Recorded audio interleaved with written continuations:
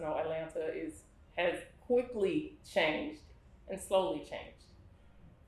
The slow changes we won't feel as much, but those fast changes, you wake up one day and there's this sky rise. You wake up another day and a legend has fallen. Literally, Sue has been there through the slow changes and the fast changes, and she's documented all of it. The landscape, its people, she's been there for it, and she's documented all of it. So for me as a native, not everybody has that reservoir of experience, and Sue has that. That's incredible. This is a very special place to grow up, Atlanta, and to see the kind of transformations I've seen in my lifetime, from going to a place where you really couldn't go to City Hall to a place where you work there and are able to work on policies and programs that affect your own community. To see the transformation in the political landscape. All of that has been a very kind of almost magical place to grow up in. To grow up knowing the civil rights families, the Youngs, the Kings, the Abernathy's, but to know them as, friends and not as icons. It became icons later. When I think of Sue, I think of someone that's I think of her as very unassuming. So she's very modest. Sue can walk into a room and it seems like she knows everybody, number one. She walks into a space, she's, greeting the person at the door, and then after the event, she's talking to the special guest. You're like, how does she know so many people? I mean, she's connected, right? Sue is everywhere. Her, her modesty, and being connected really, and her energy, very light, open energy. And she's politically connected. I mean, she's concerned about the politics of Atlanta, and she's active in that. Because when Andy was elected mayor, there were no city photographer positions. There was a crime photographer position, if you wanted to go out and shoot dead bodies and things like that. But I didn't want to do that. And I really wasn't geared towards being a photographer. But Andy said, he had been at the UN. He had been all around the world, met with dozens of world leaders. And when he left, they gave him a book of 25 by 7 photos for all the time he had been UN ambassador. So he said, we're going to document my administration. And several of us got cameras. And that's really when we started seriously taking pictures, and documenting the different things that were going on. What would you say? I would agree. I agree with everything you said. Okay. All right. You want me to repeat it? No. No, I mean, yes, I think she's very unassuming. She don't meet a stranger. She treated everybody with a smile. Yeah. She's like, hey, how you doing? If you're over in the corner by yourself, then she'll come over there and say, hey, why you in the corner by yourself? You want to come over here?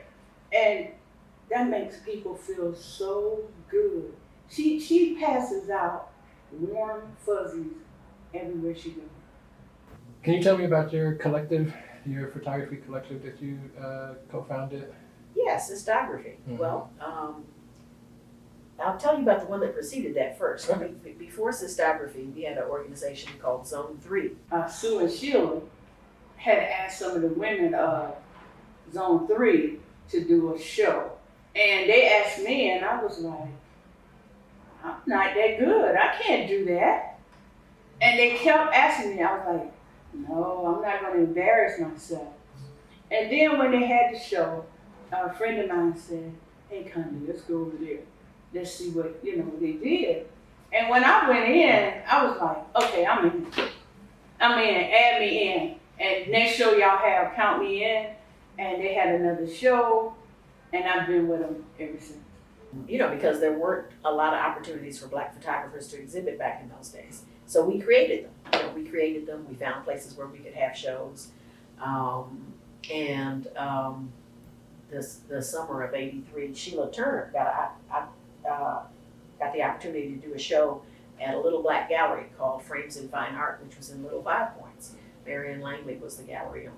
And she offered Sheila a show, and Sheila decided to share the opportunity with several other black women photographers, and make it a black women's photography show.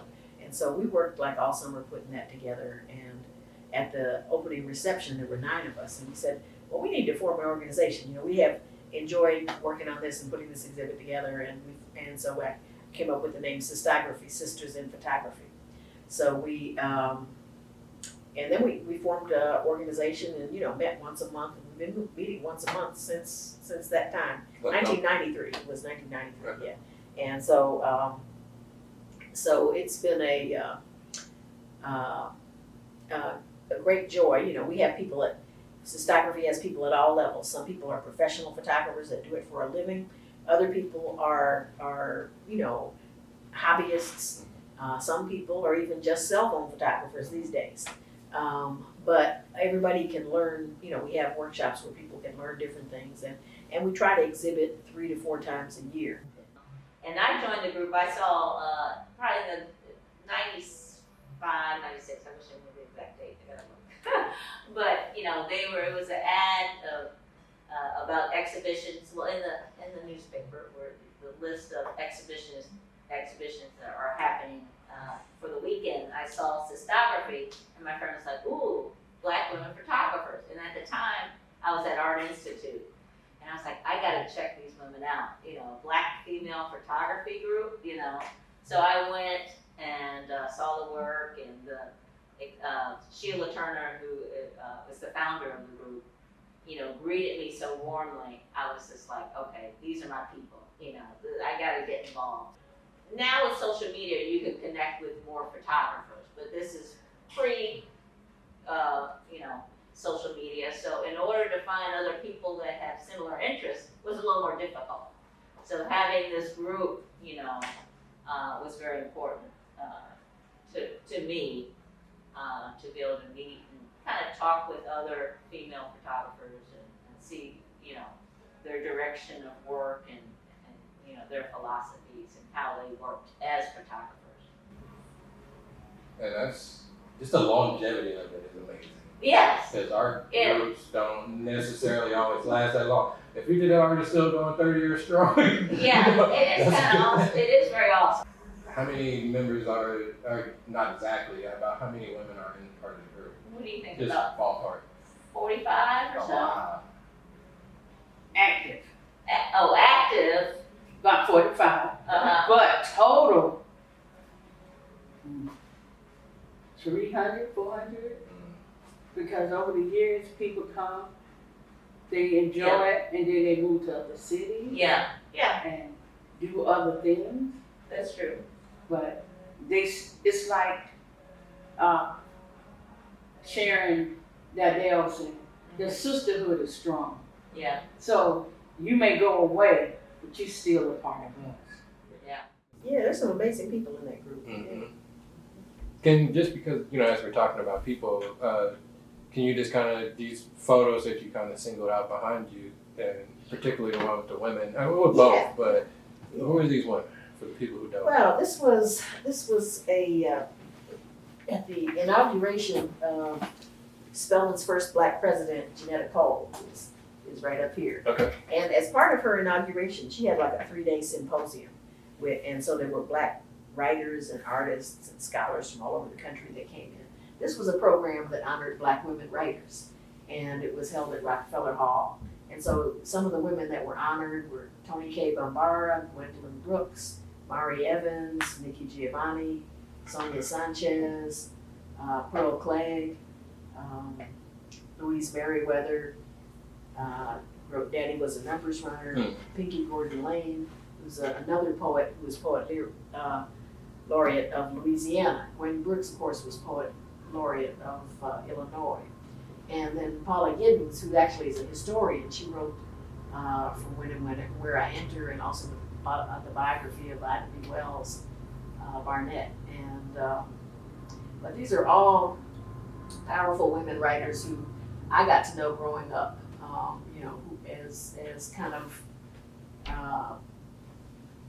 older sister types to me in a way. All of them were had an impact, either their writings or, and then of course for the ones in Atlanta, Tony K. Bombara and Pearl Clegg, they were friends, but all of them as they came to the AU Center, like I know Mari, Sonia, and Nikki all did like a semester at Spelman or something like that, so you get to know them while they were teaching that. And Mari's also a playwright. They did a play of hers at Spelman. Tomorrow, can you just kind of talk about that passion for campy and Black women? If I had to speak on that, I would call it breaking down walls with Sue Ross, because I think that's what she does. And she don't have to fight to break down walls. She enter the room, she tell you how it is, what she wants, and what you will get in turn for giving her what she wants. And she helps to promote all artists, but especially Black women artists. She's like, you may say, I don't know if I can do that. And Sue is like, yes, you can. Okay, if you say I can, I can. She gives you that confidence to go out there and do what she know you can do. And sometimes you don't know it yourself, but she just reinforces it. Go out there, you can do it, just do it. And that's what I see.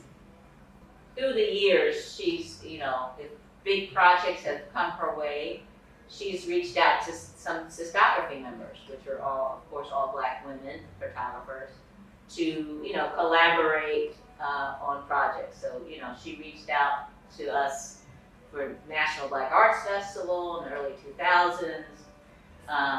She reached out to me and Sistagraphy members for Maya Angelou's 80th birthday celebration that happened.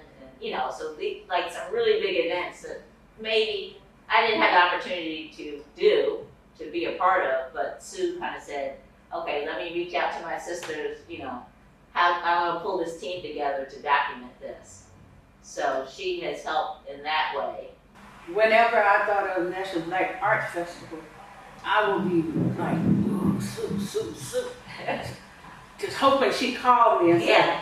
I mean, she was connected to say, well, let me pull this team together, so. And she brought us in. And she would come and she was like, let me see what you got. Okay, here's a roll of film. Yeah. And I'll be like, oh, give me that film. Yeah, Sue. this is film days. Yeah, that I wanted to shoot. I want my name on something. So I know I had to go out there and do a great job, because then it was so many of us who was doing great jobs. And it felt good when she said, oh, I like this, I like that. Okay. When it's all said and done, how would you like to be remembered? How would you like your impact to be, your legacy? Like, how would you like to be remembered if you had your way? I think my legacy will have, your legacy, you always say, let the works I've done speak for me. Mm-hmm. So you will see my legacy in documenting the community through photography. You'll see my legacy in political work through voter registration and voter education, and trying to elect good people to keep moving our city forward. And in the impact, hopefully, that I can have on younger people, and that's what we'll live on.